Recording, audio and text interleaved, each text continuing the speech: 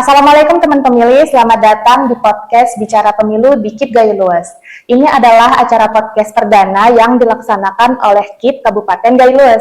Perkenalkan, saya Anggis Basela selaku host podcast perdana ini dan telah hadir di sini bersama saya narasumber kita, Bapak Muhammad Nuh. Selamat datang Bapak, apa kabar? Ya, baik, alhamdulillah. Assalamualaikum warahmatullahi wabarakatuh. Waalaikumsalam. Selamat pagi. Iya Pak. Nah, sebelum berbincang lebih lanjut, saya ingin memberitahu profil singkat dari narasumber kita. Bapak Haji Muhammad Nuh, SPD MPD. MAP Pak. Oh iya, maaf Pak ya, salah. Memiliki pengalaman pekerjaan atau riwayat jabatan yang menurut saya luar biasa ya. Pernah menjadi kepala sekolah, Kabid Bina Program Dinas Dikjar, Sekretaris Dinas Dikbud, Kepala Bagian Umum Setdakap, Inspektur Inspektorat, Kepala Dinas Pendidikan, Staf Ahli Bupati, Asisten, sampai Kepala Kesbangpol. Wah, ini suatu keistimewaan Pak bagi saya bisa berbincang dengan Bapak. Alhamdulillah. Saya penasaran ini Pak, dan mungkin penonton juga ada yang penasaran, apa kegiatan atau kesibukan Bapak saat ini? Baik, yang pertama terima kasih saya sudah diundang ya, di podcast ini. Ya. Ini merupakan sebuah kehormatan untuk saya. Kita bisa bincang-bincang tentang pemilu 2029 dan pemilu sebelumnya. Oke, kegiatan saya hari ini, saya sebetulnya masih aktif sebagai PNS di bagian umum sekretariat daerah.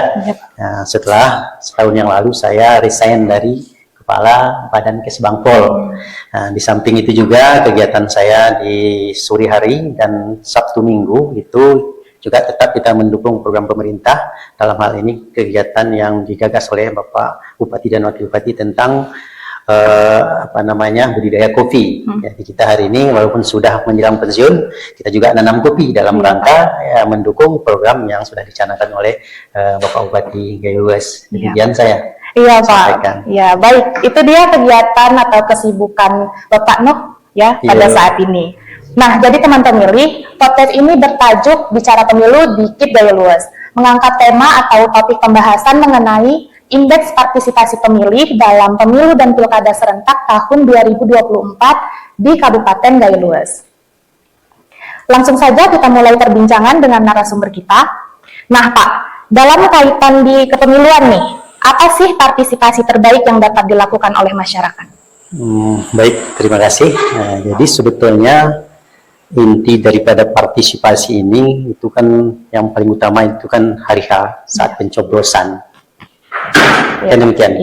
Nah, itu partisipasi yang paling nyata sebetulnya dari sebuah partisipasi masyarakat. Pun demikian tentu ada sebelum dan ada sesudah juga namanya partisipasi, tapi inti tetap di hari H-nya itu. Kalau sebelum pemilu itu tentu ada partisipasi. Pertama, setiap masyarakat itu memastikan bahwa dia itu masuk dalam daftar pemilih. Dia pastikan bahwa setiap yang sudah punya hak pilih, dia terdaftar sebagai pemilih. Itu yang pertama dipastikan. Kemudian juga ikut dalam hal ini mungkin sosialisasi, ya kan, atau pendidikan politik, baik yang diadakan oleh pemerintah maupun oleh penyelenggara atau badan-badan yang lain, mungkin LSM yang mengadakan tentang sosialisasi dan pendidikan politik. Itu juga hendaknya ikut berpartisipasi. Ya, itu kan pasca. Kemudian mungkin menjaga suasana agar atau menjaga berita-berita yang barangkali terkait tentang hoax, ya, jangan termakan isu hal-hal yang tidak baik. Ini juga antisipasi atau partisipasi kita dalam pemilihan umum sebelum pencoblosan. Kemudian yang ketiga ada pasca. Yang ini yang barangkali sering terlupakan. Kita setelah mencoblos sudah selesai, padahal belum. Ya kan, masih ada tahapan yang harus kita jaga. Ya kan, suara-suara kita yang sudah kita gunakan di saat di TPS. Ya, contohnya barangkali menunggu perhitungan suara, ya kan, sehingga dengan banyaknya kita berpartisipasi mengawasi tentang perhitungan suara itu, sehingga apabila ada hal-hal yang tidak diinginkan, katakanlah kesalahan, kekhilafan, bahkan atau kecurangan yang direncanakan, juga barangkali penyelenggara dalam hal ini bisa terawasi oleh partisipasi daripada masyarakat. Yang selanjutnya yang paling penting yang barangkali sangat-sangat terabaikan hari ini, pengawasan setelah kandidat terpilih. Ini biasanya kurang kita awasi, artinya apakah program yang dia janjikan selama dalam proses pemilu atau kampanye itu terlaksana dengan baik. Ini yang jarang kali barangkali kita perhatikan. Kita merasa setelah pencoblosan sudah selesai semuanya, padahal masih ada tahapan sampai ke pelaksanaan daripada janji-janji kampanye daripada kandidat-kandidat yang sudah menjanjikan kepada kita. Itu seharusnya kita tagih sebagai partisipasi kita, supaya apa yang sudah dijanjikan betul-betul dapat dilaksanakan secara real di dalam percaturan politik ini. Demikian menurut saya. Ya Pak, berarti partisipasi masyarakat itu ada sebelumnya, kemudian pas acara pemilu dan pilkadanya, lalu sesudahnya ya Pak. Sesudahnya itu harus berpartisipasi kita ya di 3 tahap partisipasi namanya itu ya.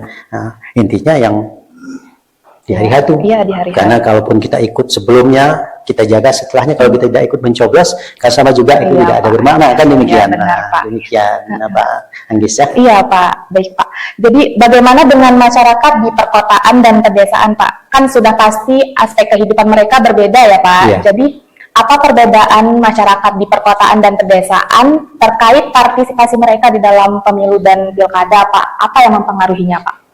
Nah, ini menarik ya, kalau kita tidak adakan riset atau kita tidak melihat data, kita bahkan berpikir mungkin mengatakan bahwa partisipasi masyarakat di perkotaan lebih tinggi daripada di pedesaan. Iya Pak, benar Pak. Padahal kenyataannya berbalik. Oh iya Pak. Ya kan, semakin orang hidup di perkotaan, ya kan, heterogen, itu partisipasi biasanya menurun. Nah, contoh di negara maju saja ya, itu di Amerika misalnya, di Jepang itu tidak lebih 60% partisipasi masyarakat dalam pemilihan. Di kita ini juga demikian. Kita melihat data-data terakhir, 2 kali pemilu terakhir 2019 dan 2024, 3 khusus, itu dibandingkan antara Blangkejeren, kota Blangkejeren, kota Panjang misalnya, dengan daerah yang lebih jauh, ke Pining misalnya, ke Tributung, ke Tripujaya, itu di pedesaan itu atau di luar kota Blangkejeren itu presentasi atau partisipasi itu lebih tinggi. Dan demikian, ini ada beberapa faktor penyebabnya. Nah, kenapa orang di pedesaan atau di daerah terpencil bahkan lebih tinggi partisipasi? Itu ada beberapa faktor. Pertama, kalau di perkotaan mungkin orang terlalu sibuk ya. Orang lebih mementingkan mungkin bisnisnya ketimbang datang ke TPS.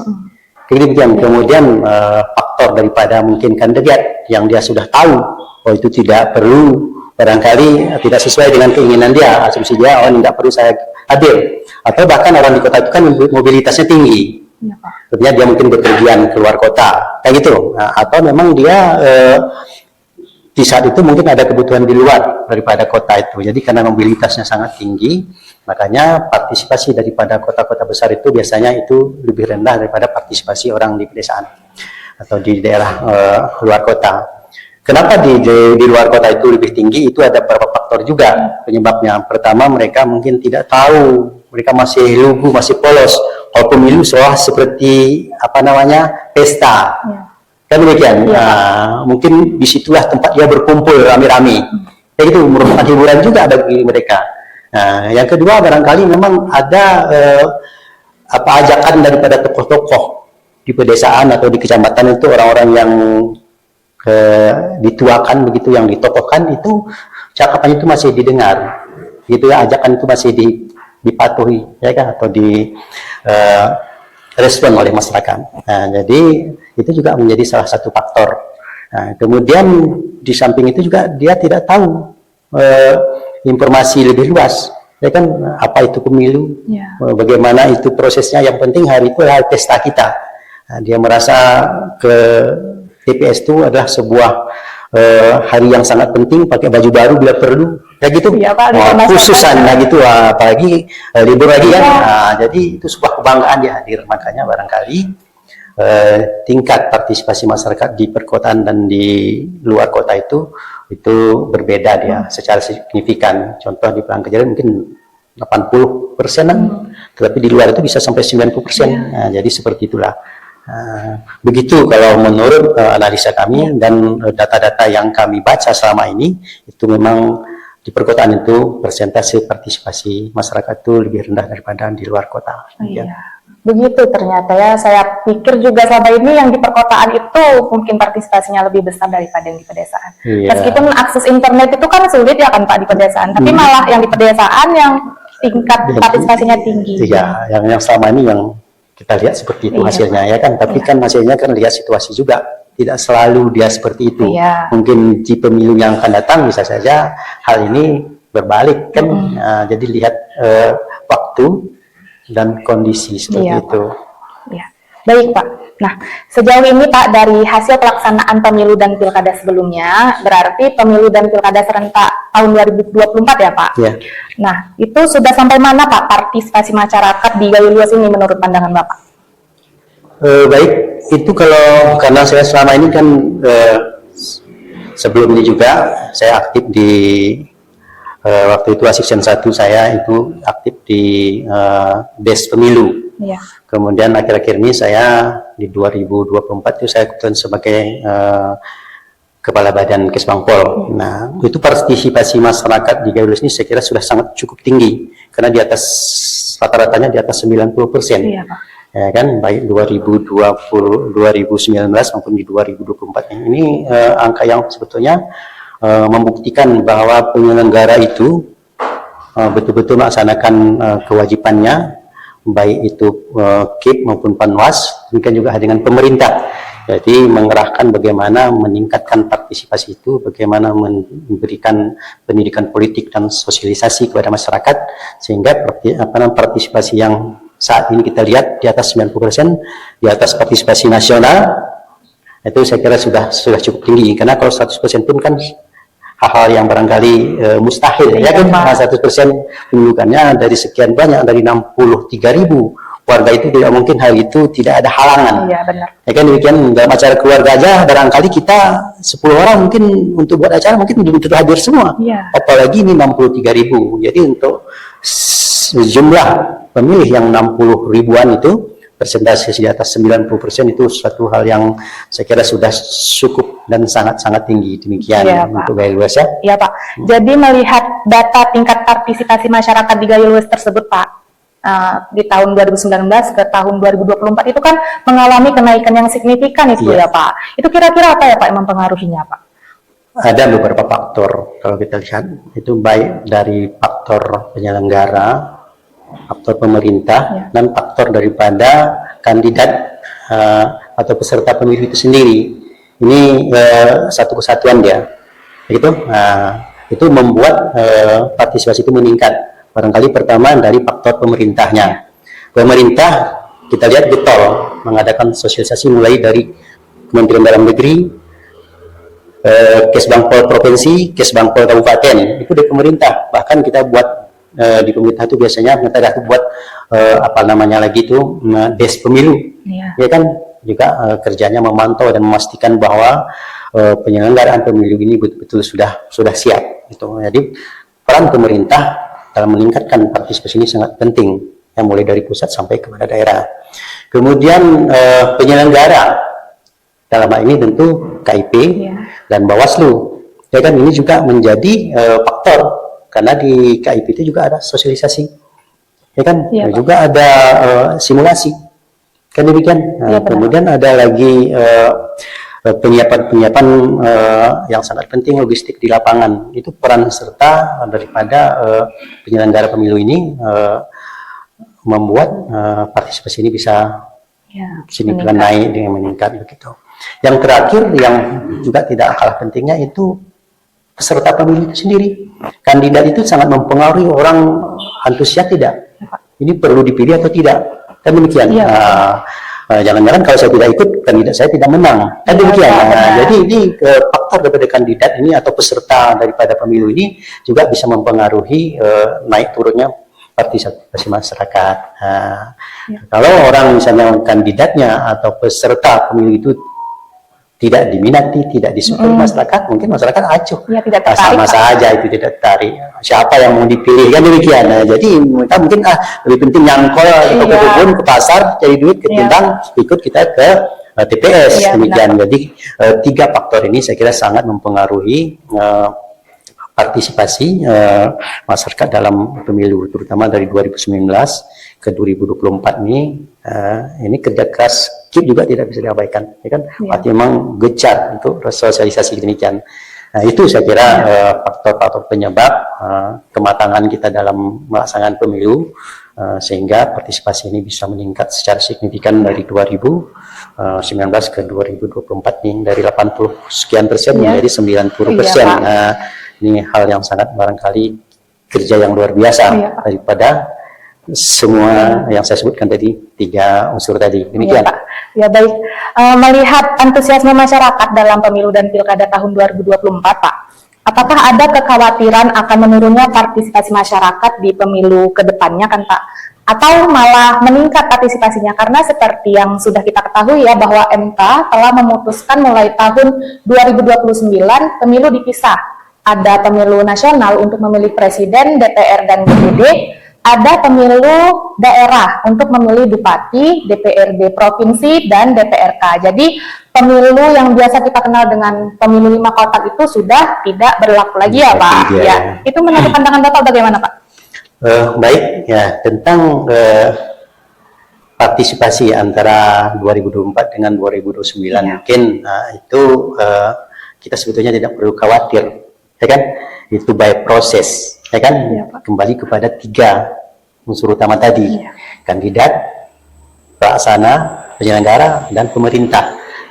Jadi itu by proses dia. Kalau prosesnya bagus, maka presentasi otomatis akan meningkat. Kemudian kalau misalnya prosesnya tidak bagus, presentasi bisa menurun. Tapi kita jagalah ambang batas itu. Artinya kalau hari ini kita 90%, ya minimal kita pertahankan sebesar itu, sejauh mana kemarin kita asosiasi paling kurang jangan berkurang kan. Kemudian terkait tentang pembagian pemilu nasional dan pemilu daerah, ini barangkali juga ada positif dan negatifnya, ada plus minusnya lah. Itu kenapa kita sebut ada plus minusnya? Karena dengan dibagi duanya pemilu ini daerah dan nasional, itu pertama barangkali masyarakat pertama suara-suara tidak sah itu mungkin bisa menurun, karena orang cuma memilih satu pusat saja, terfokus dia kan tuh, tidak banyak kertas suara kan demikian. Kan itu menjadi suara rusak bisa berkurang. Pertama lebih simpel dia karena sudah dibagi. Kemudian kandidat kita lebih terfokus. Ya kan, siapa yang kita pilih, jadi tidak bercabang pikiran kita ya, nasional gitu, presiden, DPR RI, DPD kan gitu, lagi lebih terfokus dia ya. Jadi kertas suara juga tidak banyak. Nah, jadi kesalahan itu bisa diminimalisir gitu lah. Jadi kemudian di daerah juga demikian. Gitu ya kan, di daerah juga demikian, artinya bupatinya, DPR, jadi kita tidak bercabang pikiran kita, kertas suara juga tidak begitu banyak, itu dari segi positifnya, kayak demikian. Dari segi negatifnya, ini barangkali pembagian pemilu ini dalam 2 sesi, daerah dan nasional, ini juga ada tentu, tidak ada kegiatan ini atau sesuatu aktivitas itu sempurna, gitu kan, pasti ada positif negatifnya. Negatifnya apa? Barangkali masyarakat bisa apatis juga, terlalu sering pemilu katanya. Kemarin baru pemilu 2 tahun yang lalu pemilu lagi, ya gitu. Enak dia juga karena seperti itu mengganggu aktivitas dia, apalagi di perkotaan orang sibuk yang mobilitas tinggi kan. Nah kemudian yang paling berbahaya ini kan polarisasi masyarakat bisa 2 kali dalam 1 dekade, dalam 5 tahun itu.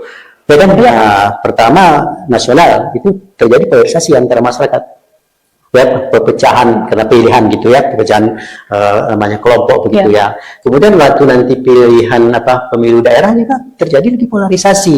Ini negatifnya barangkali.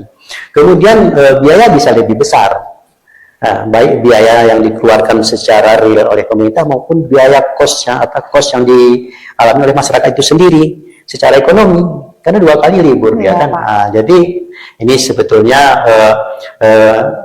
sebahagian daripada plus minus pengadaan pemilu dengan dua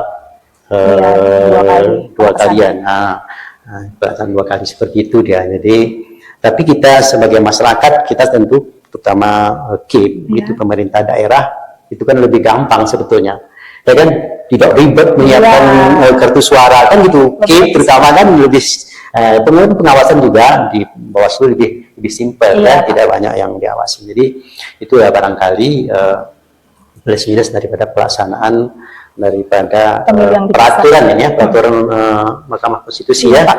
tahun 2024 ya. Jadi ada plus minusnya, tapi kita kalau sudah betul-betul dewasa dalam politik itu tidak menjadi masalah, tinggal kita jalani saja, ya kan? Iya, Pak. Yang penting yang terbaik untuk negeri kita ini, kayak demikian. Benar, Pak. Ya, benar sekali ya. Apapun itu pasti ada positif dan negatifnya ya, Negatifnya Pak. Nggak betul, mungkin ya. sempurna terus, Pak, Sebenarnya. ya. Ya, baik. Menurut Bapak, apakah ada kiat-kiat yang harus dilakukan untuk meningkatkan partisipasi masyarakat dalam pemilu dan pilkada ke depan, Pak? Tentu ini kan tergantung kepada kiat ini kepada pemerintahan daerah dan kepada penyelenggara pemilu, kan demikian. Iya, Pak. Nah, bagi pemerintah saya kira ini hal yang sudah rutin 5 tahunan, sudah berpengalaman, barangkali tentu perlu penyempurnaan.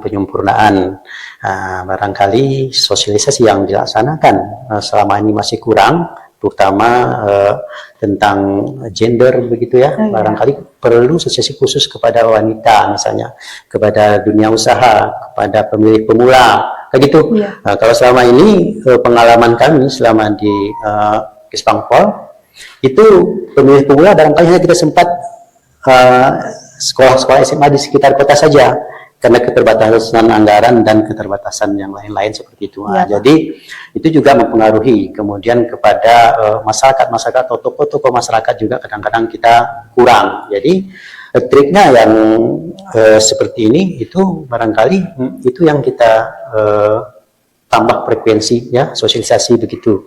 Kemudian untuk KIP barangkali sebagai penyelenggara ini juga barangkali terutama penyederhanaan barangkali tempat-tempat TPS itu juga trik.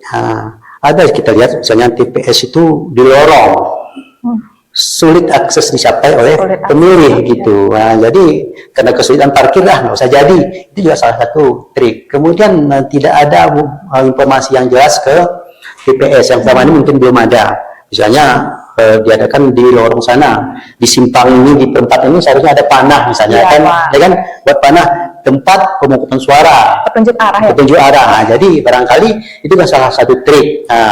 Kemudian kalau bisa TPS kita itu di tempat yang agak plong itu luas gitu ya kan. Selama ini barangkali yang penting di bawah penasah misalnya kan. Mungkin ada orang merasa tidak nyaman begitu di kolong-kolong itu kan, ada yang seperti itu. Jadi itu barangkali trik kita, pertama tempatnya nyaman, kemudian penunjuk arah jelas, kayak gitu, kemudian lokasinya luas, sosialisasi ya kan intent, ya kan sejak dini, ya, Pak. Pendidikan politik untuk pemula juga kita gencarkan, itu salah satu saya kira trik. Kemudian pemilihan kandidat kita harapkan kepada partai-partai. Kalau memang harus melalui partai itu mencalonkan kandidat, pilihlah orang-orang yang betul-betul punya kompetensi, punya kemampuan untuk betul-betul menjadi seorang pemimpin. Kayak gitu. Kalau istilah saya itu jadi pemimpin itu memang harus orang cerdas, karena dia akan menyelesaikan, akan mengurai permasalahan-permasalahan di masyarakat di negeri ini. Kalau dia tidak bisa mencari solusi untuk diri sendiri karena dia kekurangan barangkali kompetensi, bagaimana dia mencari solusi untuk masyarakat.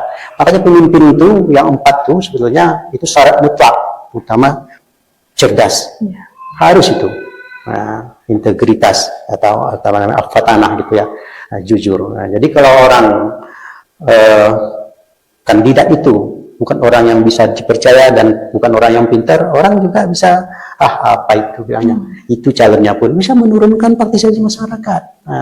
Jadi triknya hendaknya kita sampaikan juga kepada partai-partai, ya pilihlah atau ajukanlah peserta pemilu itu adalah orang-orang yang punya kapasitas, punya kompetensi, dan rekam jejak yang baik untuk kita calonkan supaya partisipasi ini bisa meningkat seperti itu dia. Sehebat apapun sosialisasi dari KIP, dari pemerintah, kalau kandidatnya orang yang tidak bisa diandalkan, orang pasti tidak akan memilih, ya kan?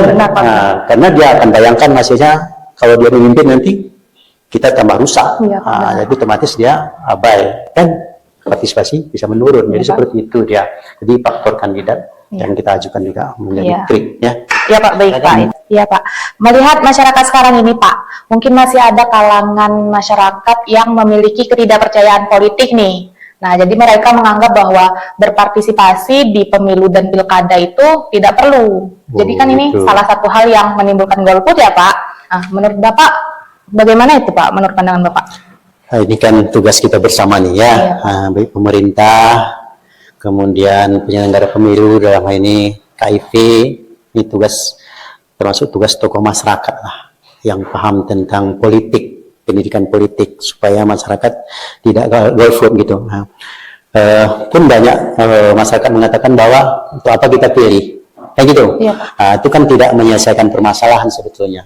Karena toh pemimpin bagaimanapun peserta yang akan kita pilih itu, yang akan menjadi pemimpin kita kan harus ada dia. Tidak mungkin kita tidak ikut, pemimpin tidak jadi. Pun kriterianya tidak sesuai dengan yang kita harapkan, tapi pemimpin itu kan pasti terpilih nanti. Maka kita perlu edukasi masyarakat ini, gunakan hak pilih kita, pilih yang terbaik di antara yang tidak baik. Karena pemimpin itu pasti muncul, hadir atau tidak. Kan bagusan kita pilih yang terbaik daripada yang tidak baik. Oleh karena itu pendidikan politik, kewajiban kita untuk menghadirkan seorang pemimpin itu perlu edukasi dan pemahaman kepada orang-orang yang suka apatis, ya kan, suka cuek gitu, sehingga dia tidak menggunakan hak pilihnya. Nah, kita edukasi, jadi supaya dia menggunakan hak pilihnya. Kita katakan pun Anda tidak hadir atau tidak ikut memilih, toh pimpinan juga kan tetap ada. Kalau misalnya di bawah 50%, pimpinan itu harus hadir. Iya. Dengan hadirnya kita, maka kita pilih pemimpin yang terbaik di antara yang kurang. Syukur-syukur memang pilihan kita itu the best, kan demikian, Pak, bisa benar, memenuhi daripada harapan masyarakat, kan seperti itu. Jadi intinya adalah edukasi kepada orang-orang, khusus yang kelompok-kelompok yang suka golput, baik melalui KIP maupun melalui tokoh-tokoh pendekatannya, ya, tokoh masyarakat, tokoh agama, misalnya, bahwa jangan abaikan hak pilih yang sudah diberikan kepada kita. Demikian, gunakan sebaik-baiknya. Jadi seperti itu ya. Jadi edukasi saya kira. Tapi kemarin kalau saya tidak salah saya baca itu hanya 19%. Persentase golput untuk secara nasional. Nah, di kita ini saya kira nggak ada yang golput. Oh iya Pak. Tingkat ada persentase sangat ini. kecil ya. Nah, karena antusias mungkin faktor daripada peserta pemilu kemarin, ya kan, semua orang-orang yang bisa kita andalkan kayak gitu. Iya, Pak, jadi masyarakat antusias hadir ya gitu, seperti itu ya. Tapi ke depan tetap edukasi itu sangat penting, sehingga golput ini secara signifikan bisa kita kurangi dari tahun ke tahun, seperti itu. Ya Pak. Ya, berarti di Gayo Luas ini tingkat golputnya sangat rendah ya Pak. Rendah, ya. Berarti itu apa ya Pak peran pemerintah daerah pada pemilu dan pilkada 2024 sehingga antusiasme masyarakat Gayo Luas ini sangat tinggi Pak? Khusus untuk 2024 kemarin itu saya lihat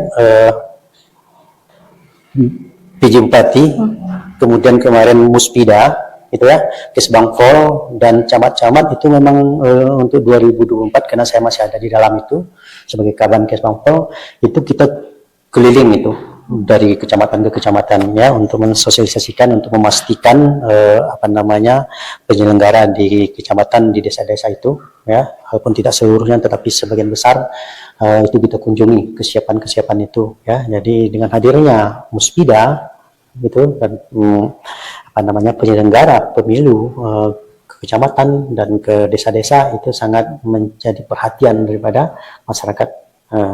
Kita sampaikan juga bagaimana pentingnya daripada menentukan pilihan atau hadir dalam sebuah pesta demokrasi ini. Jadi itu salah satu mungkin bisa mengangkat persentase dari 2019 ke 2024 kemarin, seperti Iya, itu Pak. ya. Jadi semua intinya kerja keras lah. Iya Pak. Sebagai penyelenggara, sebagai pemerintah, seperti itu. Tuh. Nah, ya Pak, kalau tadi itu peran pemerintah daerah Pak, sekarang peran pesertanya, apa peran peserta pemilu di Kabupaten Gayo Luas Pak? Oh. Oke, jadi perannya untuk meningkatkan partisipasi itu ada saya kira dua, Ya. ya kan? Dua. Yang pertama perannya sebagai kandidat itu trik recordnya atau rekam jejaknya. Oh iya Pak. Kayak gitu, Iya, itu benar. pasti dilihat dan itu bisa meningkatkan partisipasi masyarakat.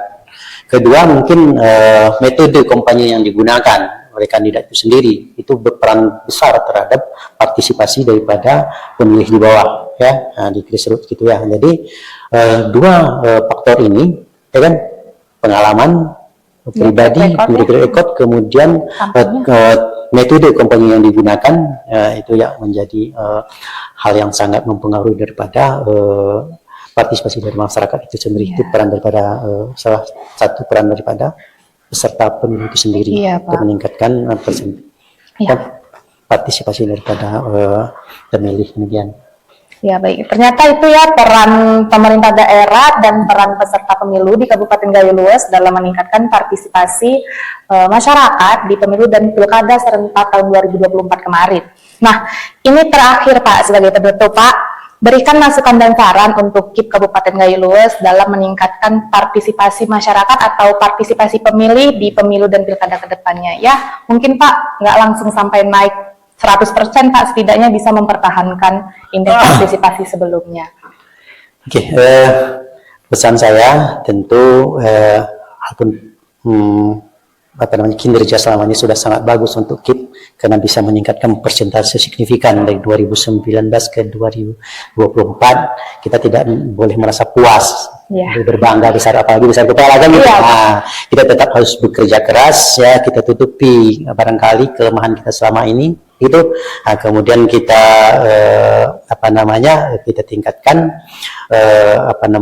metode-metode atau langkah-langkah kita secara signifikan. Apa yang akan kita lakukan ke depan, terutama sosialisasi sejak dini, begitu, pendidikan politik sejak dini dari jauh-jauh hari sebelum pemilu, karena pun barangkali anggaran pemilu ini mungkin 5 tahun sekali, ya kan, tapi dengan menggunakan media seperti ini salah satu juga ini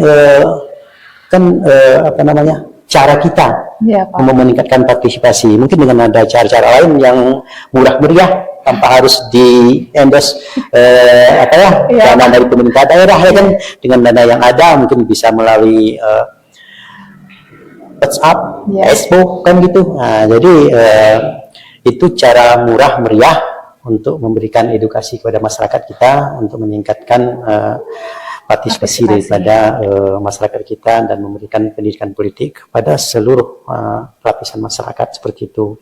Ya, jadi sejak dini kan boleh, dari sekarang juga mulai yang kecil-kecil itu, nanti waktu hari hanya orang tidak begitu awam lagi, lagi itu dana pun sudah ada kan gitu, kita tinggal extend kan demikian. Nah, jadi agar lebih mudah seperti itu. Jadi itu saya kira trik yang perlu dilakukan kecil-kecil tetapi continue. Gitu. Nah, sehingga orang terekam terus, oh begini pentingnya pendidikan politik, begini pentingnya memilih pemimpin kayak gitu. Nah, itu saya kira di samping memang kegiatan-kegiatan seperti ini itu banyak masih cara-cara kita untuk meningkatkan partisipasi pemilu di dalam masyarakat itu yang bisa kita lakukan murah meriah gitu ya. Nah, seperti barangkali kalau personil daripada KIP itu cukup, ya kan, hari-harinya bisa turun ke masyarakat door to door, kayak gitu. Nah, kenapa kemarin tuh misalnya seseorang itu golput gitu, nah, barangkali melalui khutbah Jumat juga bisa gitu. Pak Fairudin kepala KIP di sini kan bisa khatib misalnya kan. Nah, itu pentingnya bisa juga tanpa mengurangi makna daripada esensi Jumat itu bisa juga ya. Jumat keliling misalnya kan itu kan murah meriah, ya kan, nggak pakai anggaran gitu kan. Malah kalau kita jadi khatib cerita tentang pentingnya memilih pemimpin itu dapat honor lagi kan gitu. Jadi itu dia. Jadi murah meriah. Jadi kemudian ini bisa kita lakukan safari begitu ya, semua anggota KIP nih gitu yang berwenang tentang itu, terutama komisionernya. Saya kira komisioner di sini semua orang-orang hebat ya gitu, bisa memberikan ceramah di mana-mana, ada itu. Itu bisa digunakan pada itu. Yang terakhir ya jangan sungkan-sungkan kita buat channel gitu kan, channel YouTube kah, ya kan, sosialisasi sejak dini, channel TikTok kah begitu, itu kan murah meriah begitu. Nah, jadi gunakanlah fasilitas yang disediakan untuk mensosialisasikan atau memberikan pendidikan politik kepada masyarakat. Itu saran kami kepada KIP. Semoga tahun 2029 presentasi kita, partisipasi kita terus meningkat, dan pemimpin yang terpilih pun sesuai dengan yang kita harapkan, bisa membawa negeri kita ini, ya kan, sesuai dengan yang kita harapkan, negeri yang makmur, sejahtera, ya gitu. Tayyibatun warabut ghafur. Dan demikian itu harapan kita.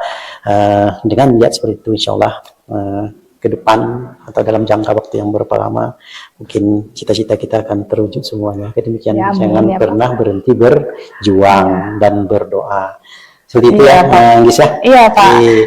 Ya, baik, dia masukan dan saran dari Bapak Nuh untuk KIP Kabupaten Gayo dalam meningkatkan partisipasi masyarakat atau partisipasi pemilih di pemilu dan pilkada ke depannya. Nah, dengan ini berakhir pula podcast perdana KIP Kabupaten Gayo ini. Terima kasih Bapak telah bersedia menjadi narasumber kami pada podcast ini ya Pak. Semoga kita bisa bertemu lagi Pak dan berbincang lagi ya Pak. Amin, insyaallah. Iya Pak. Baik. Nah, untuk teman pemilih, terima kasih sudah mengikuti podcast ini sampai selesai. Semoga kita bisa bertemu di podcast Bicara Pemilu di KIP Gayo Luas episode lainnya. Saya Anggis Basela pamit undur diri. Wassalamualaikum warahmatullahi wabarakatuh. Waalaikumsalam warahmatullahi wabarakatuh. Ya Pak. Makasih Pak. Ya Pak, makasih Pak.